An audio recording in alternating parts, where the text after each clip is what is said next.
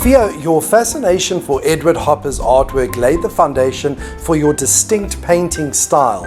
What was it about Hopper's work that inspired you to take up painting full-time? I was first fascinated with Hopper's work in the late 70s. It was a gallery in London.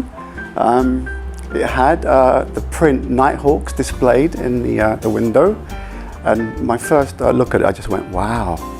This print was £150. Remember, I'm a young man now, youngish, yeah, and it was a lot of money, but I had to buy it.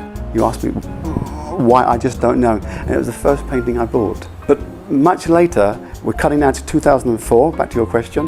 I'm now at the Tate Gallery in London, the first major exhibition of Hopper's work in Britain.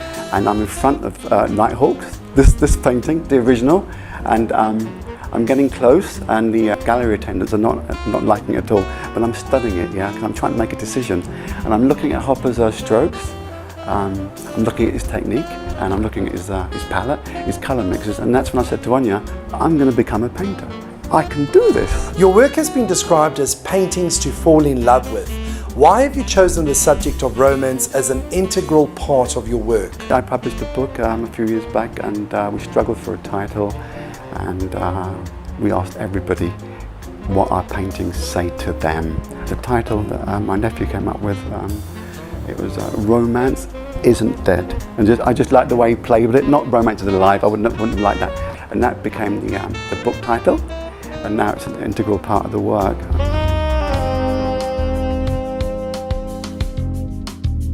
I can't make things up. A lot of artists can. I need to involve my immediate surroundings. I need to have a reference point. That's why I always paint my local environment. All my work is done in oil. The preliminary sketch is done in acrylic because it dries really quick. It's really strong, and I can be really tough with the canvas because the original drawing I won't lose. Because as you apply the opaque oil paint, you tend to lose what you originally started with, and it's really important to keep it alive, to capture the idea that you intended from the beginning at the end, if that makes sense. Your noir-style artwork is often reminiscent of old classic movie posters, always telling a story. What are the common characteristics in your artwork that help evoke these feelings of nostalgia and mystery? This style is filtered through to the paintings, the cinematic camera angles, the dramatic lighting, the suits, the hats, the trench coats, the mysterious stranger, and I always include the femme fatale. I think these are the ingredients that when people say about the work, your work has a bit of atmosphere, or has a bit of mood, or why is it 50, it's this nostalgia. I think it's the elements I use that comes across.